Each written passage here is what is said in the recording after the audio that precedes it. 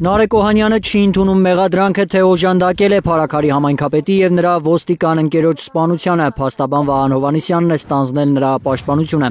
Պաշտպանական կողմն ապացուցելու է Նարեկ Օհանյանի անմեղությունը։ Պաշտպանական կողմն ապացուցելու է, որ հասարակությանը հրամցվող վարկածը մեղմ ասած անհիմն է։ Հասարակությանն ամենաբարձր օղակներից է հրամցվում վարկածը, թե Օհանյանը փետրվարին սպանված եղբոր Վրեժն է լուծել։ Փարաքարում տեղի ունեցածը ինքը հարցեր է բարձրացնում, բայց բնականաբար այդ հարցերը ինձ են հետաքրքրել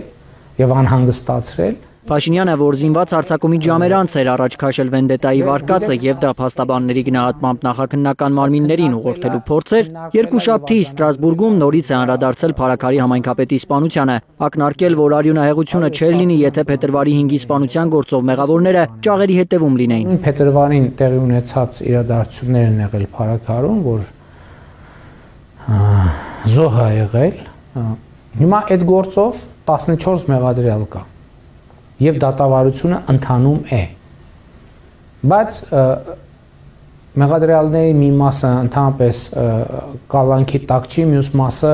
տնային կալանքի տակ է։ Կամովին հանձնման Փաշինյանի այս հայտարարությունից ժամեր անց հանրայինի տաղավար է շտապել քննչական կոմիտեի նախագահը եւ վստահեցրել, որ փետրվարյան արյունահեղությունից հետո քննչականը միջնորդել է, որ կալանավորեն 15 մեղադրյալներից 11-ին։ Կալանավորվել են 6-ը, հետո մի քանիսի խափանման միջոցը փոխվել է։ 3 մարդ է կալանավորված եղել, երբ գործը դատարան է հասել։ Որ 15 մեղադրյալներից ընդհանուր 11 անձի նկատմամբ կալանքը որպես խափան միջոց ընտրելու նպատակով մենք միջնորդություններ ենք ներկայացրել դատարան, միայն 6-ն է բավարարվել սկզբնական շրջանում, իսկ հետագայում արդեն նախաքննության ավարտման փուլում ընդամենը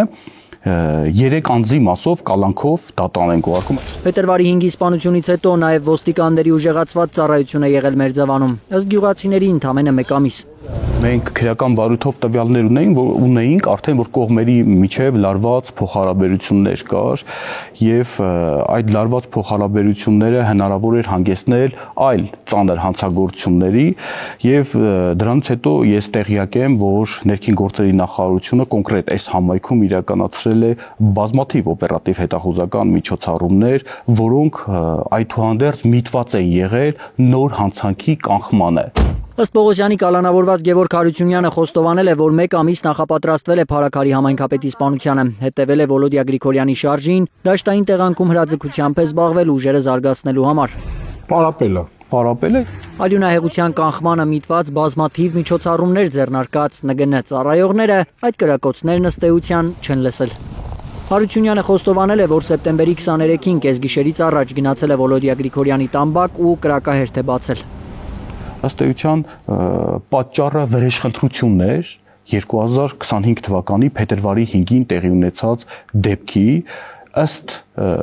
արդեն մեղադրյալի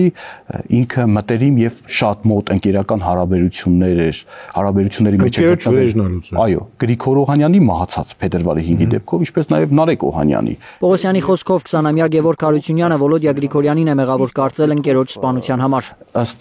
մեղադրյալի ցուցմունքի, քանի որ իր ընկերը մահացել էր Վոլոդիա Գրիգորյանի ըստ էության մտերիմների կողմից, հենց մեղավորը համարում էր Վոլոդիա Գրիգորյանին եւ ըստ ցուցմունքի ինքը ուզում էր դրանով վերջ տալես ամեն ինչին։ Վոլոդիա Գրիգորյանի ընկերները չեն ընդունում վենդետայի վարկածը։ Գրիգորյանի կուսակիցները պնդում են համայնքապետն անձնական որևէ խնդիր չի ունեցել որևէ մեկի հետ։ Նա ու եղբայրը կապ չունեն փետրվարին Մերձավանում տեղի ունեցած սպանության հետ։ Ալբերտ Սերոպյան, Հարություն Մաթևոսյան, Հայլուր։ Հայաստանում եւ աշխարհում տեղի ունեցող իրադարձությունների մասին առաջինն իմանալու համար բաժանորդագրվեք մեր ալիքին, սեղմեք զանգակը, որ բաց չթողնեք ամենահրատապը, ամենակարևորն ու հետաքրքիրը։